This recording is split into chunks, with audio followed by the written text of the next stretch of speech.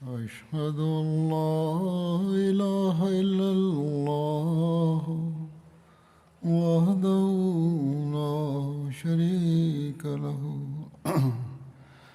وأشهد أن محمدا عبده ورسوله أما بعد فأعوذ بالله من الشيطان الرجيم بسم الله الرحمن الرحيم الحمد لله رب العالمين الرحمن الرحيم مالك يوم الدين إياك نعبد وإياك نستعين اهدنا الصراط المستقيم صراط الذين أنعمت عليهم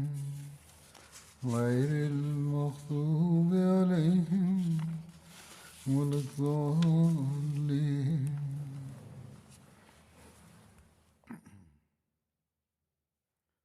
കഴിഞ്ഞ ഖുത്തുബയ്ക്ക് മുമ്പേയുള്ള ഖുത്തുബ ഹദ്രത്ത് അബൂബക്കർ സിദ്ദീഖ് റളിയല്ലാഹു അൻഹുവിനെ സംബന്ധിച്ച സംഭവങ്ങളെക്കുറിച്ചായിരുന്നു നൽകിയിട്ടുണ്ടായിരുന്നത്.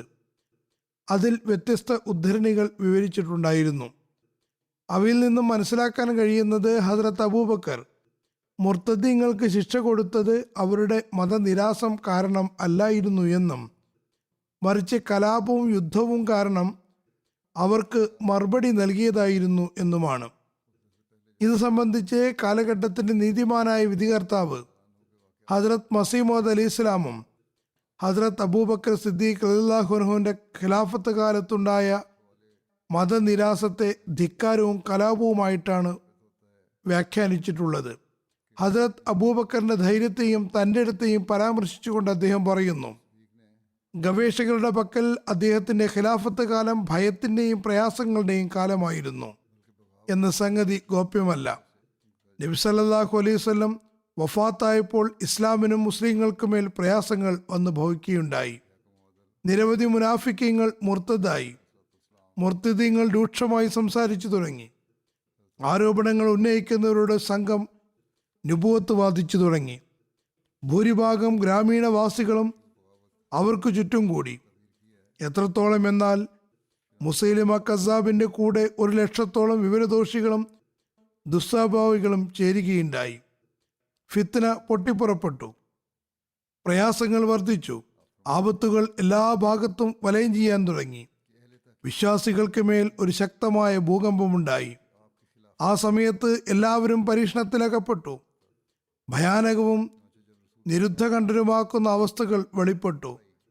വിശ്വാസികളുടെ നിസ്സഹായാവസ്ഥ എങ്ങനെയായിരുന്നു എന്നാൽ അവരുടെ ഹൃദയങ്ങളിൽ ഉണ്ടായിരുന്ന തീക്കനലുകൾ മൂടപ്പെട്ടു, അല്ലെങ്കിൽ അവർ വാളുകൊണ്ട് അറുക്കപ്പെട്ടവരായി തീർന്നു. ആ ഉത്തമ സമൂഹം നബി സല്ലല്ലാഹു അലൈഹി വസല്ലമയുടെ വേർപാട് കാരണവും ഈ ഫിത്നകൾ കൊണ്ടും ഭസ്മീകരിക്കാവുന്ന അഗ്നിയുടെ രൂപം പ്രാപിച്ചതും കാരണം വിലപിക്കാൻ തുടങ്ങി. സമാധാനത്തിൻ്റെ സൂചന പോലും ഇല്ലായിരുന്നു. ഫിത്ന ഉണ്ടാക്കുന്നവർ മാലിന്യത്തിൽ വിളയുന്ന പച്ചപ്പ് പോലെ പരക്കുകയായിരുന്നു. വിശ്വാസികളുടെ ഭയവും പരിഭ്രമവും വളരെയേറെ വർദ്ധിച്ചു. ഹൃദയം ഭയവും അസ്വസ്ഥതയും കാരണം വിറകൊള്ളാൻ തുടങ്ങി. ആ സമയത്താണ് ഹദ്രത്ത് അബൂബക്കർ റളിയല്ലാഹു അൻഹു കാലത്തിൻ്റെ ഭരണാധിപനും ഹദ്രത്ത് ഖാത്തമുൻ നബിയീൻ സല്ലല്ലാഹു അലൈഹി വസല്ലമിൻ്റെ ഖലീഫയും ആക്കപ്പെട്ടത്. മുനാഫിക്കീങ്ങളുടെയും കാഫിരീങ്ങളുടെയും മുർത്തദീങ്ങളുടെയും നിലപാടുകളും രീതികളും കണ്ടപ്പോൾ അദ്ദേഹം ദുഃഖത്തിലാണ്ടുപോയി. അദ്ദേഹം കാലവർഷം കണക്കെ കരയാൻ തുടങ്ങി. അദ്ദേഹത്തിൻ്റെ കണ്ണീർ ഒഴുകുന്ന അരുവ് പോലെ നിർഗമിച്ചുകൊണ്ടേയിരുന്നു. ആ മഹാത്മാവ് തൻ്റെ നാഥനോട് ഇസ്ലാമിൻ്റെയും മുസ്ലിങ്ങളുടെയും നന്മയ്ക്കു വേണ്ടി പ്രാർത്ഥനാനിരതനായി. ഹദ്രത്ത് ആയിഷ റളിയല്ലാഹു അൻഹ നിവേദനം ചെയ്യുന്നു, അവർ പറയുന്നു, എൻ്റെ പിതാവ് ഖലീഫയാക്കപ്പെട്ടു. അള്ളാഹു അദ്ദേഹത്തിന് നേതൃത്വം ഏൽപ്പിക്കുകയുണ്ടായി. അപ്പോൾ ഖിലാഫത്തിൻ്റെ ആദ്യ സമയത്ത് തന്നെ അദ്ദേഹം എല്ലാത്തരം ഫിത്നകളുടെയും തിരമാലുകളും കള്ളനുഭൂവത്വാദികളുടെ അശ്രാന്ത പരിശ്രമങ്ങളും മുർത്തദായ മുനാഫിക്കുകളുടെ കലാപങ്ങളും കാണുകയുണ്ടായി. അദ്ദേഹത്തിന് എത്രമാത്രം പ്രയാസങ്ങൾ അഭിമുഖീകരിക്കേണ്ടി വന്നു എന്നാൽ അവയെല്ലാം ഒരു പർവ്വതത്തിനു മേൽ പതിച്ചിരുന്നുവെങ്കിൽ തീർച്ചയായും അത് ഭൂമിയിൽ നിരപ്പാവുകയും തുണ്ടം തുണ്ടമാക്കപ്പെടുകയും ചെയ്യുമായിരുന്നു. എന്നാൽ അദ്ദേഹത്തിന് പ്രവാചകന്മാരുടേതുപോലുള്ള ശക്തി നൽകപ്പെടുകയുണ്ടായി. ഹദ്രത്ത് മസീഹ് അലൈഹി ഇസ്ലാം പറയുന്നു, എത്രത്തോളം എന്നാൽ അള്ളാഹുവിൻ്റെ സഹായം എത്തുകയും കള്ളപ്രവാചകൻ കൊല്ലപ്പെടുകയും മുർത്തദ്ദീങ്ങൾ നശിപ്പിക്കപ്പെടുകയും ചെയ്തു. ഫിത്നകൾ അകറ്റപ്പെട്ടു, പ്രയാസങ്ങൾ ഇല്ലാതാക്കപ്പെട്ടു, കാര്യങ്ങൾ തീരുമാനമാക്കപ്പെട്ടു, ഖിലാഫത്തിന്റെ കാര്യം സുദൃഢമായി. അള്ളാഹു വിശ്വാസികളെ ആപത്തുകളിൽ നിന്ന് രക്ഷിച്ചു. അവരുടെ ഭയം സമാധാനത്തിലേക്ക് മാറ്റപ്പെട്ടു. അവർക്ക് വേണ്ടി അവരുടെ ദീനിനെ പ്രബലമാക്കി. ഒരു ലോകത്തെ തന്നെ സത്യത്തിൽ നിലനിർത്തി. കുഴപ്പക്കാരുടെ മുഖങ്ങളെ കരുവാളിപ്പിച്ചു. തന്റെ വാഗ്ദാനം പൂർത്തിയാക്കി. തന്റെ ദാസനായ ഹസ്രത്ത് അബൂബക്കർ സിദ്ദീഖിനെ സഹായിച്ചു. ധിക്കാരി നേതാക്കന്മാരെയും വിഗ്രഹങ്ങളെയും നശിപ്പിക്കുകയും ചെയ്തു. നിഷേധികളുടെ ഹൃദയത്തിൽ എത്രമാത്രം ആദരയുക്തമായ ഭയമുളവാക്കിയെന്നാൽ അവർ നിശ്ചേഷ്ടരായി മാറി. അവസാനം അവർ പിന്തിരിഞ്ഞ് പശ്ചാത്തപിച്ചു. ഇതുതന്നെയാണ് കഹാറായ അള്ളാഹുവിൻ്റെ വാഗ്ദാന മുഖേന ഉണ്ടായിരുന്നത്. അവൻ എല്ലാ സത്യവാന്മാരിലും വെച്ചും ഏറ്റവും വലിയ സത്യവാനാകുന്നു. ആയതിനാൽ ചിന്തിച്ചു നോക്കുവിൻ, എങ്ങനെയാണ് ഖിലാഫത്തിന്റെ വാഗ്ദാനം അതിൻ്റെ എല്ലാ നിബന്ധനകളോടും ലക്ഷണങ്ങളോടും കൂടി ഹദ്രത്ത് അബൂബക്കർ സിദ്ദീഖിന്റെ അസ്തിത്വത്തിൽ പൂർത്തിയായത് എന്ന്. ഞാൻ അള്ളാഹുവിനോട് ദുആ ചെയ്യുന്നു, അവൻ ഈ ഗവേഷണത്തിന് വേണ്ടി നിങ്ങളുടെ ഹൃദയങ്ങളെ തുറക്കുമാറാകട്ടെ. ഹദ്രത്ത് മസീഹ് അലൈഹി ഇസ്ലാം പറയുന്നു, ചിന്തിച്ചു നോക്കുക, അദ്ദേഹം ഖലീഫയാകുമ്പോൾ മുസ്ലിങ്ങളുടെ അവസ്ഥ എന്തായിരുന്നു? ഇസ്ലാം ആപത്തുകൾ കാരണം അഗ്നിക്കിരയാക്കപ്പെട്ട വ്യക്തിയെപ്പോലെ ദുർബലാവസ്ഥയിലായിരുന്നു. പിന്നെ അള്ളാഹു ഇസ്ലാമിന് അതിൻ്റെ ശക്തികൾ തിരിച്ചു നൽകി. അതിന് ആഴമുള്ള കിണറിൽ നിന്ന് പുറത്തെടുത്തു.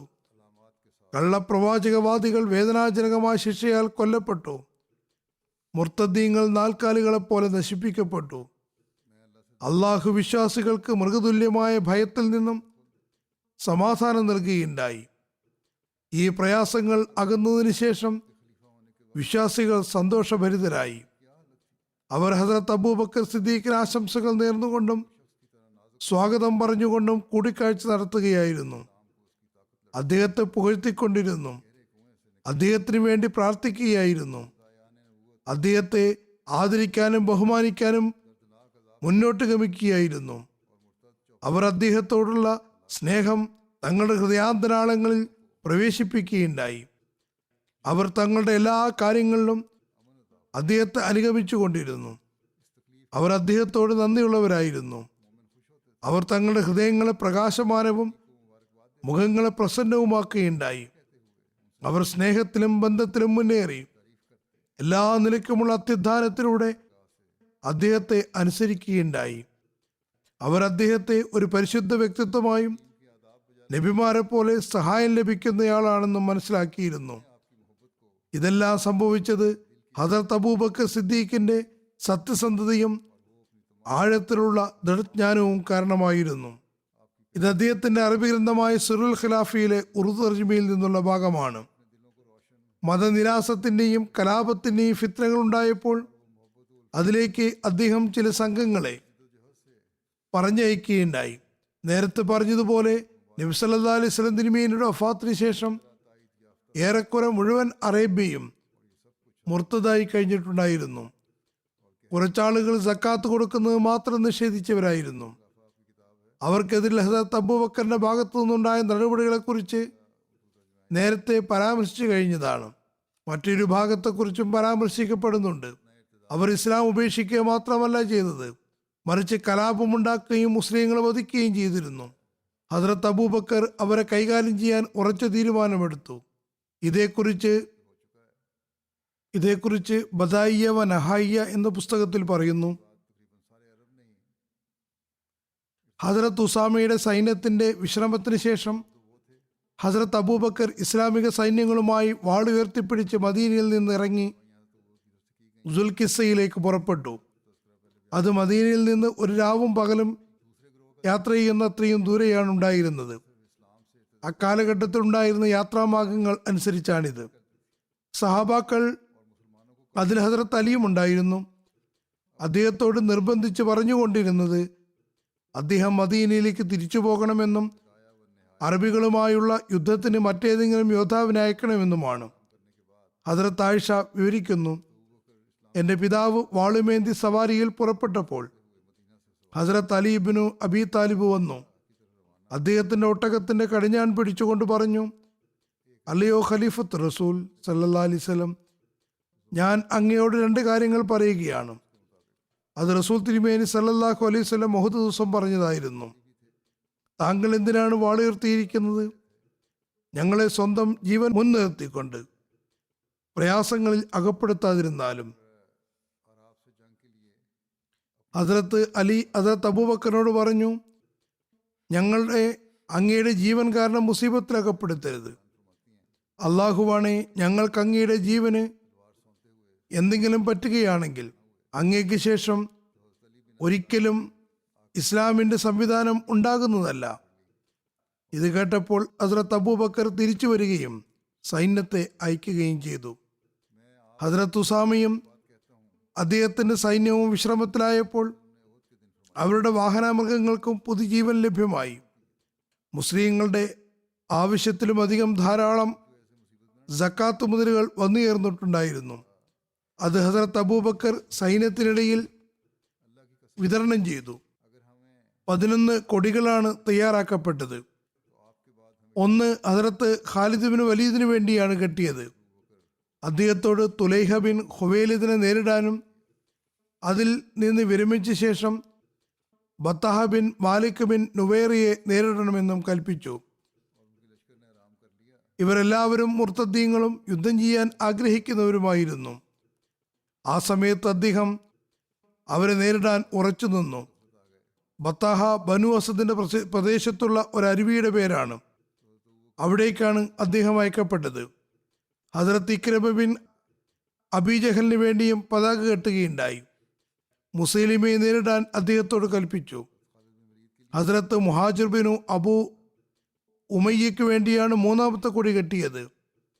അൻസിയുടെ സൈന്യത്തെ നേരിടാൻ അദ്ദേഹത്തോട് കൽപ്പന നൽകി.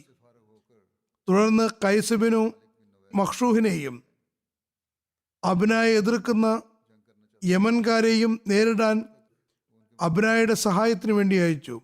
അബ്ന ഫാരിസി വംശത്തിലെ ഒരു ജനതയുടെ സന്തതികളായിരുന്നു. അവർ യമനിൽ വാസമുറപ്പിക്കുകയും അറബികളുമായി വിവാഹബന്ധങ്ങൾ നടത്തുകയും ചെയ്തിരുന്നു. പറയുന്നു, ഇതിൽ നിന്ന് വിരമിച്ച ശേഷം ഖത്താദയെ നേരിടുന്നതിന് വേണ്ടി ഹിസ്രെ മൗത്തിലേക്ക് പോകണം എന്നും പറഞ്ഞു. ഹിസ്രെ മൗത്തും യമനിലെ ഒരു പ്രദേശമായിരുന്നു. 4ാമത്തെ കൊടി ഖാലിദ് ബിനു സയ്യിദ് ബിനു ആസിനു വേണ്ടിയാണ് കെട്ടിയത്.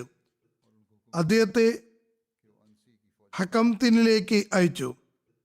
അത് ഷാമിന്റെ അതിർത്തിയായിരുന്നു.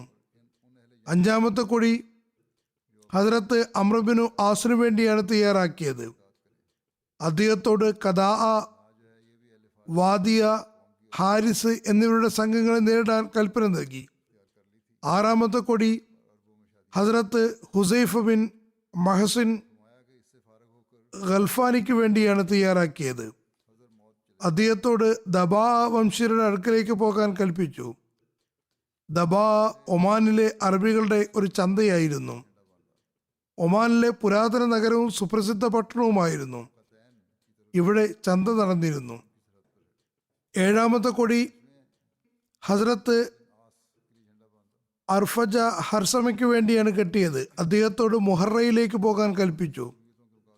മുഹറ യമനിലെ ഒരു പ്രദേശത്തിന്റെ പേരാകുന്നു. ഹസ്രത്ത് അബൂബക്കർ അവരോട് 2 പേരോടും പറഞ്ഞു, ഒരു സ്ഥലത്ത് ഒരുമിച്ചു പോകുക. എന്നാൽ ഏത് സ്ഥലമാണോ അവർക്ക് നിശ്ചയിക്കപ്പെട്ടുള്ളത് അവയിൽ ഒന്നിനു ശേഷം മറ്റൊന്നായി അമീർമാരായിരിക്കും. അതായത് ആദ്യം യമൻകാരും പിന്നീട് അവരും.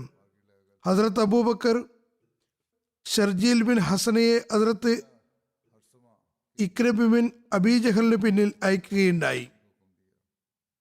അദ്ദേഹത്തോട് പറഞ്ഞു, യമാമയിൽ നിന്ന് വിരമിച്ച ശേഷം കദായെ നേരിടാൻ പോകേണ്ടതാണ്. മുർത്തദീങ്ങളുമായ യുദ്ധത്തിൽ നിങ്ങൾ തന്നെയായിരിക്കും സൈന്യത്തിൻ്റെ അമീർ. 9ാമത്തെ കൊടി ഹസ്രത്ത് ത്വരീഫ ബിൻ ഹാജിസിന് വേണ്ടിയാണ് കെട്ടിയത്. അദ്ദേഹത്തോട് ബനു സുലൈമിയെയും ഹവാസിനെയും നേരിടാൻ കൽപ്പിച്ചു. 10ാമത്തെ കൊടി ഹസ്രത്ത് സുവൈദ് ബിൻ മുക്രന് വേണ്ടിയാണ് കെട്ടിയത്. അദ്ദേഹത്തോട് പറഞ്ഞു, യമനിലെ പ്രദേശമായ തഹാമയിലേക്ക് പോവുക. 11ാമത്തെ കൊടി ഹസ്രത്ത് അലാ ബിൻ ഹസ്രമയ്ക്ക് വേണ്ടിയാണ് കെട്ടിയത്. അദ്ദേഹത്തോട് ബഹ്റൈനിലേക്ക് പോകാൻ കൽപ്പിച്ചു. അങ്ങനെ അവർ ഉംറയിൽ ഖസ്സയിൽ നിന്ന് തങ്ങളുടെ ലക്ഷ്യത്തിലേക്ക് നീങ്ങി. ഹസ്രത്ത് അബൂബക്കർ ഓരോ സൈന്യത്തിൻ്റെയും അമീർമാർക്ക് ഇങ്ങനെ ആജ്ഞ നൽകി: നിങ്ങൾ പോകുന്നിടത്തു നിന്നെല്ലാം അവിടെയുള്ള ശക്തരായ മുസ്ലിങ്ങളെ കൂടെ കൂട്ടുക. ചില ശക്തരായ ആളുകളെ അതാത് സ്ഥലത്ത് തന്നെ അവരുടെ നാടിൻ്റെ സംരക്ഷണത്തിന് വേണ്ടി നിർത്തുകയും ചെയ്യുക. ഹസ്രത്ത് അബൂബക്കറിന്റെ ക്രമീകരണത്തെ അനുസ്മരിച്ചുകൊണ്ട് ഒരു ഗ്രന്ഥകാരൻ എഴുതുന്നു: സുൽഖിസ്സ ഇസ്ലാമിക കേന്ദ്രമായി പ്രഖ്യാപിച്ചു. ഇവിടെ നിന്ന് സുസംഘടിതരായ ഇസ്ലാമിക സൈന്യങ്ങൾ മതനിരാസത്തിന്റെ ആഹ്വാനത്തെ ഇല്ലാതാക്കാൻ വിവിധ നാടുകളിലേക്ക് പുറപ്പെട്ടു. ഹസ്രത്ത് അബൂബക്കറിന്റെ പദ്ധതിയിൽ നിന്ന് അദ്ദേഹത്തിന്റെ വേറിട്ട നേതൃപാഠവും ആഴത്തുള്ള ഭൂമിശാസ്ത്ര പരിചയവും വ്യക്തമാകുന്നുണ്ട്.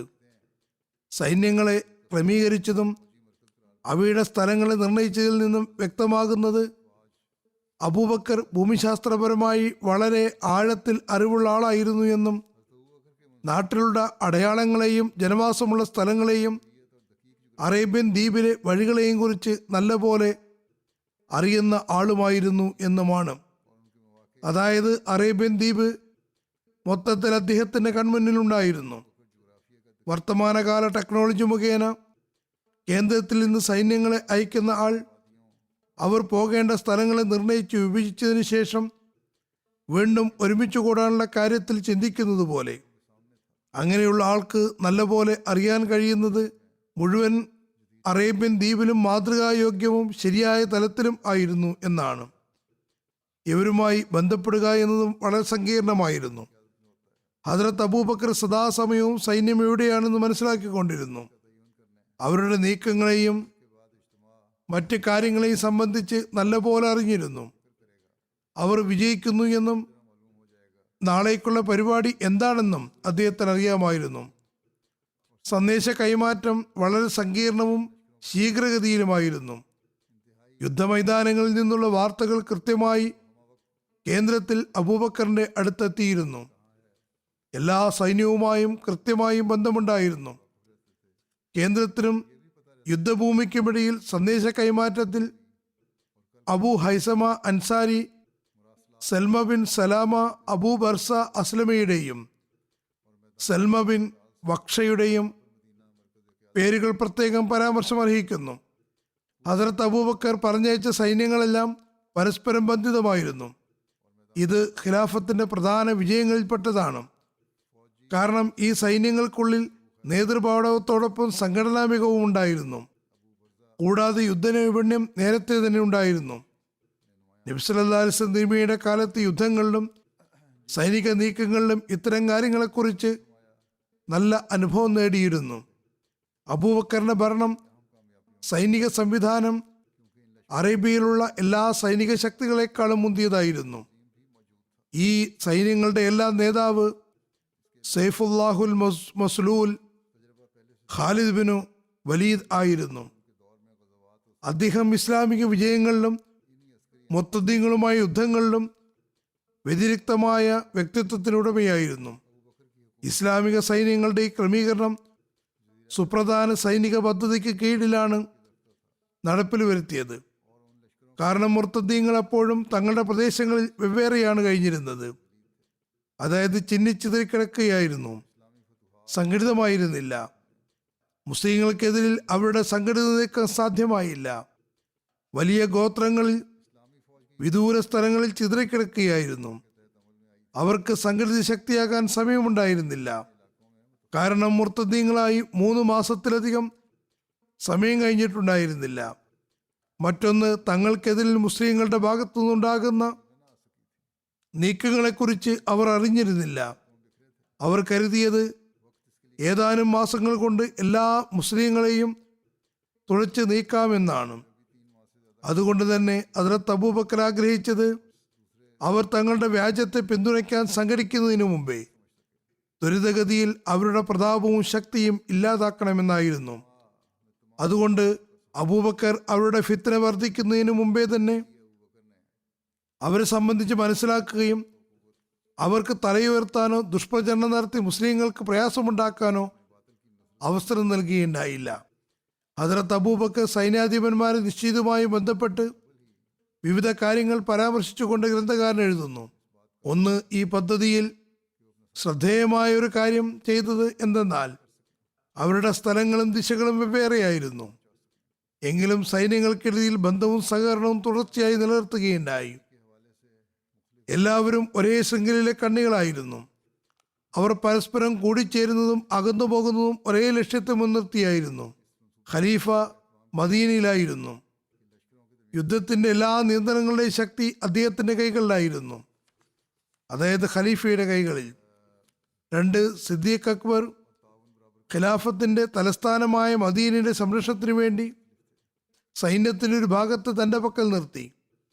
ഇങ്ങനെ ഭരണകാര്യങ്ങളിൽ കൂടിയാലോചനയ്ക്ക് വേണ്ടി മുതിർന്ന സഹാബാക്കളുടെ ഒരു സംഘത്തെ തന്റെ കൂടെ വയ്ക്കുകയുണ്ടായി.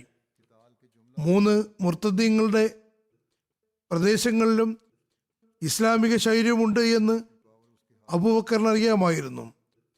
അദ്ദേഹത്തിനുണ്ടായിരുന്ന ആശങ്ക ഈ മുസ്ലിങ്ങൾ മുശ്രിക്കീങ്ങളുടെ കോപതാപങ്ങൾക്ക് ഇരയാകുമോ എന്നതായിരുന്നു.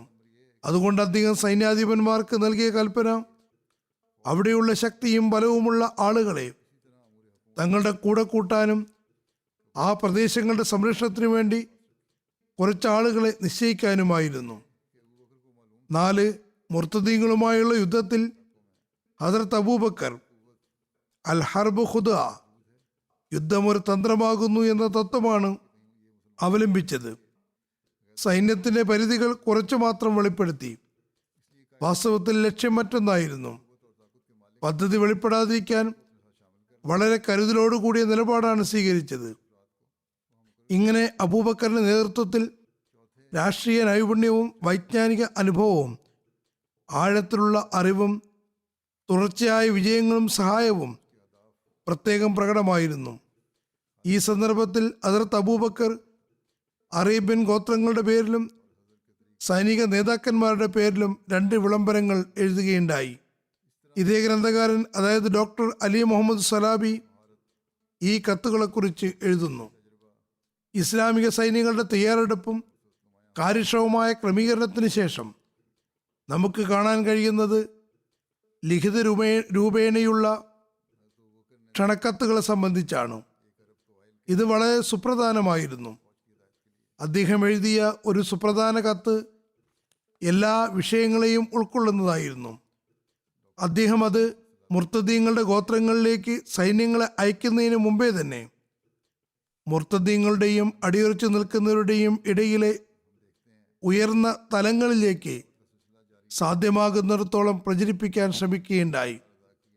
ഗോത്രങ്ങളിലേക്ക് ആളുകളെ അയച്ചു.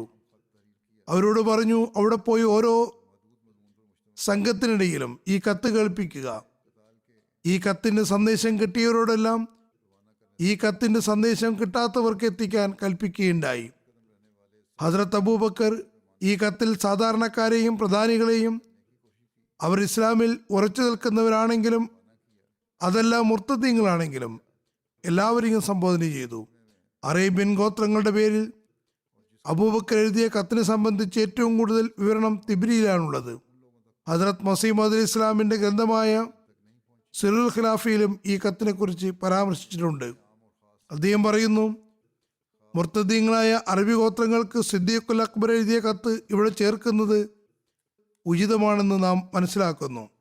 അങ്ങനെ ഈ കത്തിനെ കുറിച്ച് മനസ്സിലാക്കുമ്പോൾ സിദ്ദീഖുൽ അക്ബർ ഇസ്ലാമിക ചിഹ്നങ്ങൾ നടപ്പാക്കാനും തിരുനബി സല്ലല്ലാഹു അലൈഹി വസല്ലമയുടെ എല്ലാ നടപടിക്രമങ്ങളെയും പ്രതിരോധിക്കാനും സുശക്തമായി നിലകൊള്ളുന്നത് കാണുമ്പോൾ ഈമാനും ഉൾക്കാഴ്ചയും വർദ്ധിക്കുന്നു. തുടർന്ന് ഹദ്റത്ത് മസീഹ് അലൈഹി ഇസ്ലാം എഴുതുന്നു, കത്ത് ഇങ്ങനെയാണ് തുടങ്ങുന്നത്: ബിസ്മില്ലാഹി റഹ്മാനി റഹീം. ഖലീഫത്ത് റസൂൽ സല്ലല്ലാഹു അലൈഹി വസല്ലം അബൂബക്കർ എല്ലാ പ്രധാനികൾക്കും സാധാരണക്കാരിലേക്കും അയക്കുന്ന കത്ത്. ഈ കത്ത് കിട്ടുന്നവർ അവർ ഇസ്ലാമിൽ നിലകൊള്ളുന്നവരോ അതല്ല അതിൽ നിന്ന് പിന്മാറിയവരോ ആകട്ടെ. സന്മാർഗത്തെ പിൻപറ്റുന്ന എല്ലാവർക്കുമേലും സമാധാനമുണ്ടാകട്ടെ.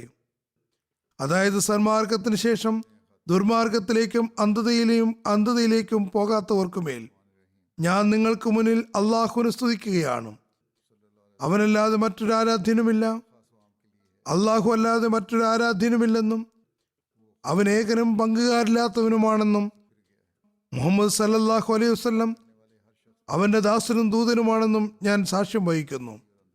ആ മഹാത്മാവ് കൊണ്ടുവന്ന അധ്യാപനങ്ങളെ നാം അംഗീകരിക്കുന്നു. അതിനെ നിരാകരിക്കുന്നവരെ നാം നിഷേധികളാണെന്ന് പ്രഖ്യാപിക്കുന്നു. അവരുമായി ജിഹാദ് ചെയ്യുന്നതാണ്. ഓർക്കുക, അള്ളാഹു മുഹമ്മദ് റസൂലുള്ളാഹി സ്വല്ലല്ലാഹു അലൈഹി വസല്ലമിനെ തൻ്റെ ഭാഗത്തു നിന്ന് സത്യവുമായി തൻ്റെ സൃഷ്ടികളിലേക്ക് സുവാർത്ത നൽകുന്നവനും താക്കീത് നൽകുന്നവനും അള്ളാഹുവിൻ്റെ കൽപ്പനകളിലേക്ക് വിളിക്കുന്ന ആളും പ്രകാശനമാകുന്ന സൂര്യനെയും പോലെയാണ് അയച്ചിട്ടുള്ളത്. അങ്ങനെ നബി സല്ലല്ലാഹു അലൈഹി വസല്ലം ജീവനുള്ളവരെ താക്കീത് ചെയ്യുന്നതിനും നിഷേധികൾക്ക് മേൽ ദൈവിക കൽപ്പന പുലരുന്നതിനും വേണ്ടി നബി സല്ലല്ലാഹു അലൈഹി വസല്ലം വിശ്വസിച്ചവർക്ക് സത്യത്തിലേക്ക് സന്മാർഗം നൽകിയിരിക്കുന്നു. നബി സല്ലല്ലാഹു അലൈഹി വസല്ലം മുഖം തിരിച്ചവർക്കെതിരിൽ നബി സല്ലല്ലാഹു അലൈഹി വസല്ലം അവർ സന്തോഷത്തോടെയോ അനിഷ്ടം പ്രകടിപ്പിച്ചോ കൊണ്ടോ ഇസ്ലാമിൽ വരുന്നത് വരെ യുദ്ധം ചെയ്തു. പിന്നെ നബി സല്ലല്ലാഹു അലൈഹി വസല്ലം വഫാത്തായി. നബി സല്ലല്ലാഹു അലൈഹി വസല്ലം അല്ലാഹുവിന്റെ കൽപ്പന നടപ്പിൽ വരുത്തി, ഉമ്മത്തിന്റെ നന്മ ആഗ്രഹിച്ചു, തന്റെ ഉത്തരവാദിത്തങ്ങൾ പൂർത്തിയാക്കി. അള്ളാഹു തിരുനബിക്കും മുസ്ലിം ലോകത്തിനും ഇറക്കിയ വിശുദ്ധ ഖുർആനിൽ പറഞ്ഞ കാര്യങ്ങൾ വിശദമായി വിവരിക്കുകയും ചെയ്തു. പറയുന്നു, ഇന്നക മയ്യിത്തുൻ വ ഇന്നഹും മയ്യിത്തൂൻ.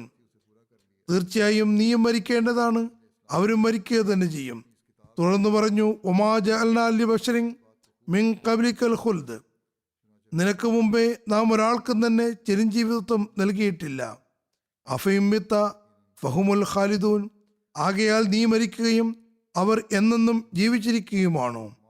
കൂടാതെ വിശ്വാസികളോട് പറഞ്ഞു, വമാ മുഹമ്മദുൻ ഇല്ലാ റസൂൽ ഖദ് ഖലത് മിൻ ഖബ്ലിഹിർ റുസുൽ അഫഇമ്മാ തൗഖുതൻ ഖലത്തും അലാ ആഖാബിക്കും വമൻ യൻഖലിബ് അലാ അഖബൈഹി ഫഇൻ യൻസുറുല്ലാഹ ഷൈഅ വസനജിസില്ലാഹി ശാകിരീൻ. മുഹമ്മദ് സല്ലല്ലാഹു അലൈഹി വസല്ലം ഒരു പ്രവാചകൻ മാത്രമാകുന്നു. എന്നാൽ അദ്ദേഹത്തിന് മുമ്പേ പ്രവാചകന്മാർ കടന്നു കഴിഞ്ഞിട്ടുണ്ട്. ആകയാൽ അദ്ദേഹവും മരിക്കുകയോ കൊല്ലപ്പെടുകയോ ചെയ്യുകയാണെങ്കിൽ നിങ്ങൾ നിങ്ങളുടെ കുതികാലുകളിൽ മേൽ പിന്തിരിഞ്ഞു പോകുമോ? ആരെങ്കിലും തങ്ങളുടെ കുതികാലുകളിൽ മേൽ പിന്തിരിഞ്ഞു പോവുകയാണെങ്കിൽ അള്ളാഹുവിന് അവൻ യാതൊരു നഷ്ടവും വരുത്തുന്നില്ല. അള്ളാഹു തീർച്ചയായും കൃത്യതയുള്ളവർക്ക് പ്രതിഫലം നൽകുന്നു. അദ്ദേഹം തുടർന്ന് എഴുതുന്നു, ആകയാൽ മുഹമ്മദ് സല്ലല്ലാഹു അലൈഹി വസല്ലമിനെ ആരാധിച്ചിരുന്നവർ അറിഞ്ഞുകൊള്ളുക, മുഹമ്മദ് സല്ലല്ലാഹു അലൈഹി വസല്ലം മരണപ്പെട്ടിരിക്കുന്നു. ആരെങ്കിലും ഏകനും പങ്കുകാരൻ ഇല്ലാത്തവനുമായ അള്ളാഹുവിനെ ആരാധിച്ചിരുന്നുവെങ്കിൽ അറിയുക, അള്ളാഹു അവനെ പ്രതീക്ഷിച്ചിരിക്കുകയാണ്. അവൻ ജീവനുള്ളവനാകുന്നു, നിലനിൽക്കുന്നവനുമാകുന്നു. അവൻ മരിക്കുന്നതല്ല, അവന് മയക്കമോ ഉറക്കമോ ബാധിക്കുന്നില്ല. അവൻ തൻ്റെ കർമ്മങ്ങളുടെ സംരക്ഷകനാകുന്നു. തൻ്റെ ശത്രുക്കളോട് പകരം ചോദിക്കുന്നവനും അവർക്ക് ശിക്ഷ നൽകുന്നവനുമാകുന്നു. ഞാൻ നിങ്ങൾക്ക് അള്ളാഹുവിൻ്റെ തഖ്വയെയും അള്ളാഹു നിങ്ങൾക്ക് വേണ്ടി നിശ്ചയിച്ചു തന്നിട്ടുള്ള നന്മയെയും നിങ്ങളുടെ നബി നിങ്ങൾക്ക് വേണ്ടി കൊണ്ടുവന്നിട്ടുള്ള അധ്യാപനങ്ങളെയും പ്രാവർത്തികമാക്കാൻ ആവർത്തിച്ചുപദേശിക്കുകയാണ്.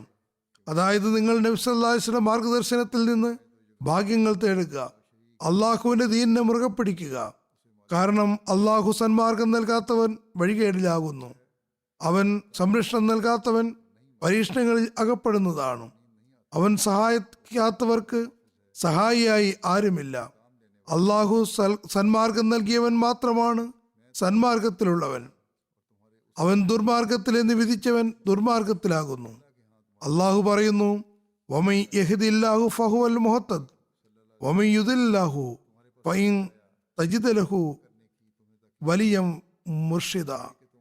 അള്ളാഹു സന്മാർഗത്തിൽ ആക്കിയവൻ തന്നെയാണ് സന്മാർഗം പ്രാപിക്കുന്നവൻ. അവൻ ദുർമാർഗത്തിൽ എന്ന് വിധിച്ചവനെ സന്മാർഗം നൽകുന്ന ഒരു സുഹൃത്തുമുണ്ടായിരിക്കുന്നതല്ല. അവൻ ഈ ലോകത്ത് ചെയ്ത ഒരു കർമ്മവും ആ ദിവസം സ്വീകരിക്കപ്പെടുന്നതുമല്ല. ആ മഹാത്മാവ് തുറന്നെഴുതുന്നു, അവൻ ചെയ്ത ഒരു കർമ്മവും അവൻ ഇസ്ലാം മതത്തെ അംഗീകരിക്കുന്നത് വരെ സ്വീകരിക്കുന്നതല്ല. മാത്രമല്ല അന്ത്യനാളിൽ അവനിൽ നിന്ന് യാതൊരു പരിഹാരവും സ്വീകരിക്കപ്പെടുന്നതുമല്ല. നിങ്ങളിൽ ചിലർ ഇസ്ലാം സ്വീകരിക്കുകയും അതനുസരിച്ച് പ്രവർത്തിക്കുകയും ചെയ്തതിനു ശേഷം അള്ളാഹുവിനെ വഞ്ചിച്ചുകൊണ്ട്, അവന്റെ കാര്യത്തിൽ വിവരക്കേട് കാണിച്ചുകൊണ്ട് ശൈത്താന്റെ കാര്യങ്ങൾ അംഗീകരിക്കുകയും ദീനിൽ നിന്ന് പുറത്തു പോവുകയും ചെയ്തതായി എനിക്കറിയാൻ കഴിഞ്ഞിരിക്കുന്നു. അള്ളാഹു പറയുന്നു, വഇദ് ഖുൽനാ ലിൽ മലായികത്തി ഇസ്ജുദൂ ലി ആദമ ഫസജദൂ ഇല്ലാ ഇബ്ലീസ് കാന മിനൽ ജിന്നി ഫഫസഖ അൻ അംരി റബ്ബി അഫതത്തഖിദൂനഹു വസുർരിയതഹു ഔലിയാഅ മിൻ ദൂനി വഹും ലക്കും അദുവ്വ് ബിഅസ ലിസ്സാലിമീന ബദല.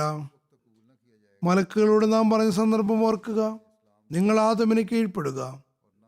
അപ്പോൾ എല്ലാവരും കീഴ്പ്പെട്ടു, ഇബ്ലീസ് ഒഴികെ. അവൻ ജിന്നുകളിൽപ്പെട്ടവനായിരുന്നു. അങ്ങനെ അവൻ തന്റെ നാഥന്റെ കൽപ്പനയെ ധിക്കരിച്ചു. അപ്പോൾ അവനെയും അവന്റെ സന്തതികളെയും അവർ നിങ്ങൾക്ക് ശത്രുക്കളായിരിക്കെ എന്നെ വിട്ട് നിങ്ങൾ രക്ഷാധികളാക്കി വെക്കുകയാണോ? അക്രമികൾക്ക് ലഭിക്കുന്ന പ്രതിഫലം എത്രയും മോശമായത് തന്നെ. വീണ്ടും പറയുന്നു, ഇന്ന ശൈത്താൻ ലക്കും അദുവ്വും ഫത്തഖിദൂഹു അദുവ്വ ഇന്നമാ യദൂ ഹിസ്ബഹു ലിയകൂനൂ മിൻ അസ്ഹാബിസ് സഈർ. തീർച്ചയായും പിശാച് നിങ്ങൾക്കൊരു ശത്രുവാണ്. അതിനാൽ നിങ്ങൾ അവനെ ഒരു ശത്രുവായി തന്നെ ഗണിക്കുക. അവൻ തൻ്റെ കൂട്ടുകാരെ ക്ഷണിക്കുന്നത് അവർ ജ്വലിക്കുന്ന അഗ്നിയുടെ അവകാശികളിൽപ്പെട്ടവരായി തീരാൻ വേണ്ടി മാത്രമാണ്. ഈ കത്തിനെ പരാമർശിച്ചുകൊണ്ട് അദ്ദേഹം പറയുന്നു, ഞാൻ സൽക്കർമ്മങ്ങൾ പിന്തുടരുന്ന മുഹാജിരിങ്ങൾ അൻസാരിങ്ങളുടെയും സൽക്കർമ്മങ്ങൾ പിന്തുടരുന്ന താബീങ്ങളുടെയും സൈന്യത്തിൽ ഇന്ന വ്യക്തിയെ നിയോഗിച്ചുകൊണ്ട് നിങ്ങളിലേക്ക് അയച്ചിരിക്കുന്നു. ഞാൻ അദ്ദേഹത്തിന് ഇങ്ങനെ കൽപ്പനയും നൽകിയിട്ടുണ്ട്, അള്ളാഹുവിൻ്റെ സന്ദേശത്തിലേക്ക് വിളിക്കുന്നതിന് മുമ്പേ ആരുമായി യുദ്ധം ചെയ്യുകയോ ആരെയും വധിക്കുകയോ ചെയ്യരുത്.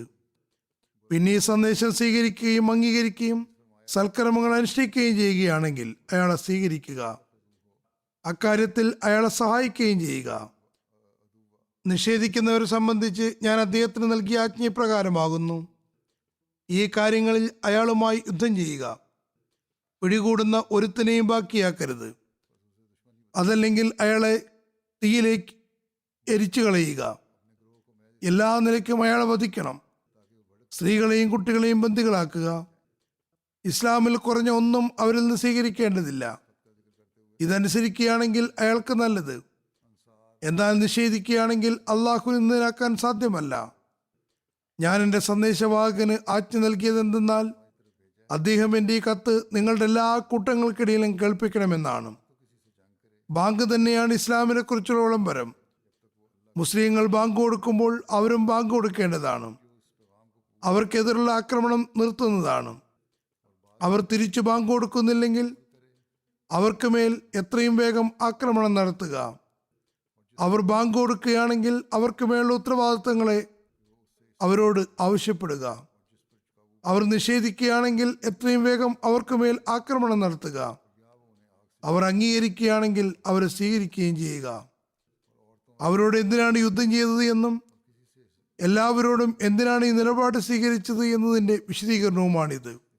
കാരണം അവർ യുദ്ധം ചെയ്യുകയും മുസ്ലിങ്ങൾക്ക് മേൽ യുദ്ധം അടിച്ചേൽപ്പിച്ചവരുമായിരുന്നു. അവർ യുദ്ധം മാത്രമല്ല അക്രമവും ചെയ്തിരുന്നു. അതായത് ഈ പ്രദേശങ്ങളിൽ വസിച്ചിരുന്ന നിസ്സഹായരായ മുസ്ലിങ്ങൾക്ക് മേൽ ആക്രമണം അഴിച്ചുവിട്ടിരുന്നു. രണ്ടാമത്തെ കത്ത് ഹസരത്ത് അബൂബക്കർ സൈനിക നേതാക്കന്മാർക്കാണ് അയച്ചത്. അവർ 11 പേരായിരുന്നു. അവരെ സംബന്ധിച്ച് പറഞ്ഞു കഴിഞ്ഞതാണ്. സൈനിക നേതാക്കന്മാരുടെ പേരിൽ എഴുതിയ കത്ത് ഇപ്രകാരമായിരുന്നു: ബിസ്മില്ലാഹി റഹ്മാൻ റഹീം. ഖലീഫത്ത് റസൂൽ സല്ലല്ലാഹു അലൈഹി വസല്ലം അബൂബക്കർ മുർത്തദീങ്ങളുമായി പൊരുതാൻ പുറപ്പെട്ട ഇന്ന മുസ്ലിം സൈന്യാധിപന് അയക്കുന്ന കത്ത്, അതായത് അതിനുമേൽ അമീറിന്റെ പേരെഴുതിയിരുന്നു. അതിൽ അദ്ദേഹം അമീറിനോട് ആവർത്തിച്ച് കൽപ്പന നൽകിയത് എന്തെന്നാൽ, അവർ എല്ലാ കാര്യത്തിലും അകത്തും പുറത്തും അള്ളാഹുവിനോടുള്ള തഖ്വ അവലംബിക്കേണ്ടതാണ്. അയാൾക്ക് കഴിവുള്ളിടത്തോളം അള്ളാഹുവിൻ്റെ എല്ലാ കാര്യത്തിലും പരിശ്രമിക്കുകയും അള്ളാഹുവിൽ നിന്ന് പുറംതിരിയുകയും ഇസ്ലാമിലേക്ക് തിരിഞ്ഞ് ശൈത്താന്റെ ആഗ്രഹങ്ങൾ സ്വീകരിക്കുകയും ചെയ്തവർക്കെതിരിൽ ജിഹാദ് ചെയ്യണം. ആദ്യം അവരെ ഇസ്ലാമിലേക്ക് ക്ഷണിച്ചുകൊണ്ട് ന്യായപൂർത്തി വരുത്തുക. അഥവാ സ്വീകരിക്കുകയാണെങ്കിൽ അവരോടുള്ള യുദ്ധത്തിൽ നിന്ന് പിന്മാറുക. അവർ സ്വീകരിക്കുന്നില്ലെങ്കിൽ അവർ പിന്തിരിയുന്നതുവരെയും അവരോട് ഉടൻ തന്നെ യുദ്ധം ചെയ്യുക.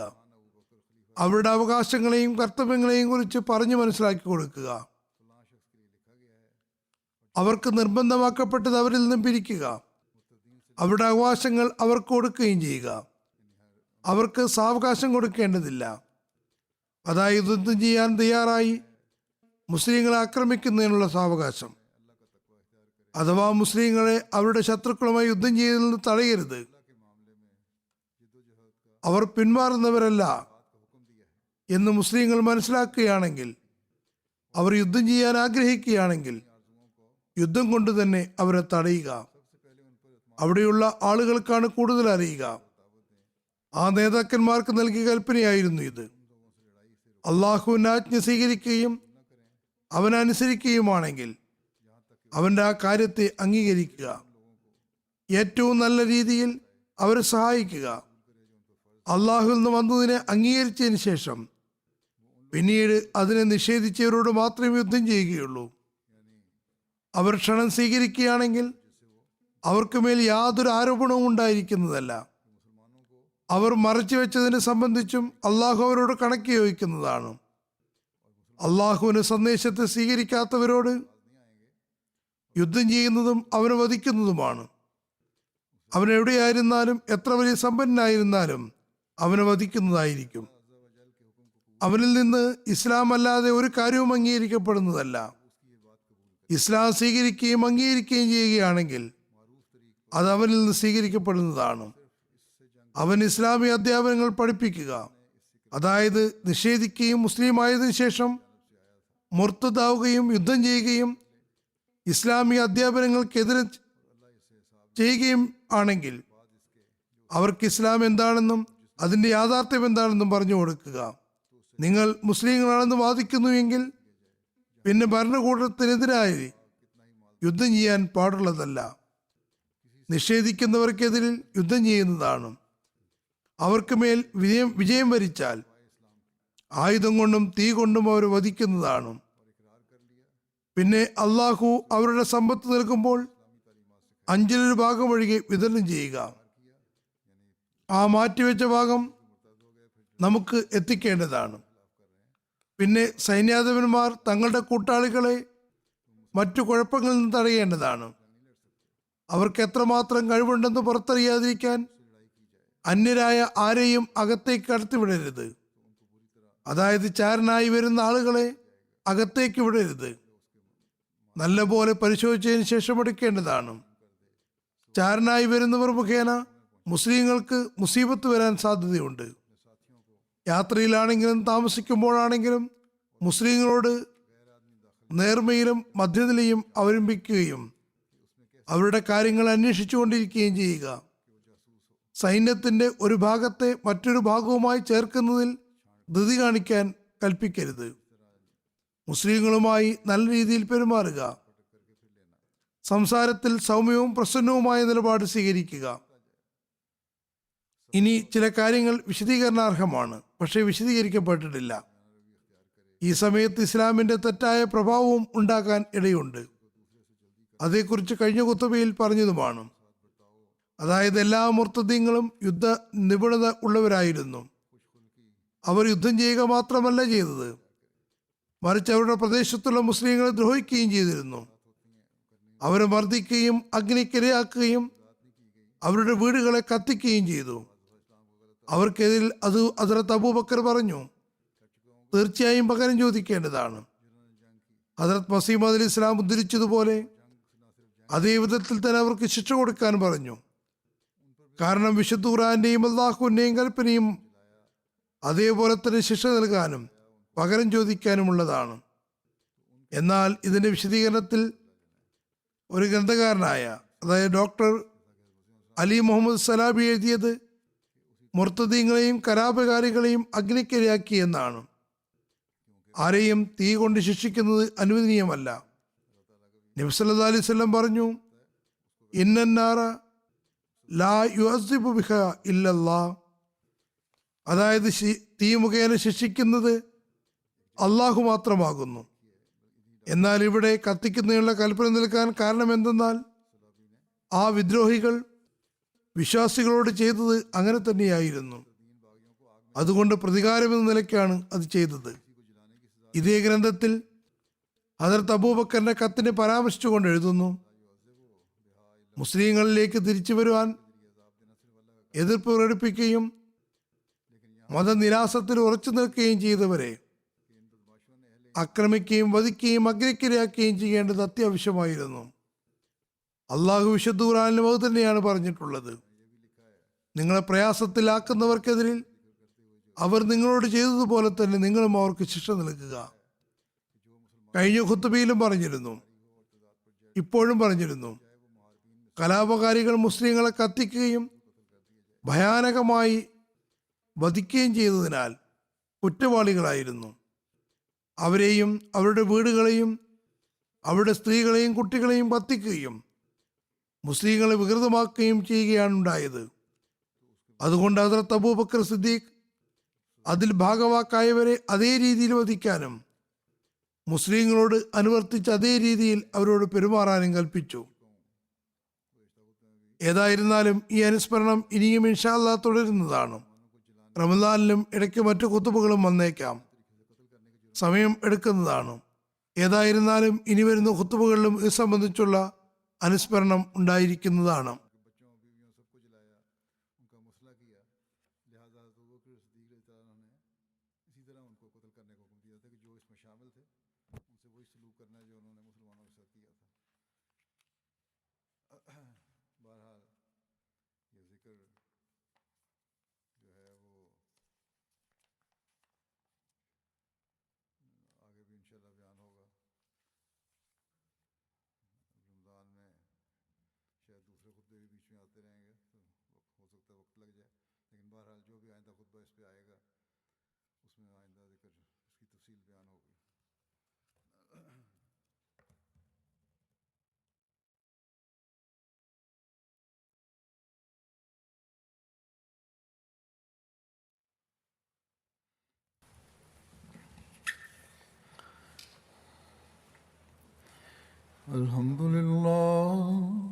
الحمد لله نحمده ونستعينه ونستغفره ونؤمن به ونتوكل عليه ونعوذ بالله من شرور أنفسنا ومن سيئات أعمالنا من يهده الله فلا مضل له ومن يضلل فلا هادي له ونشهد أن لا إله إلا الله ونشهد أن محمدا عبده ورسوله عباد الله رحمكم الله إن الله يأمر بالعدل والإحسان وإيتاء ذي القربى وينهى عن الفحشاء والمنكر والبغي يعظكم لعلكم تذكرون اذكروا الله يذكركم وادعوه يستجب لكم ولذكر الله أكبر.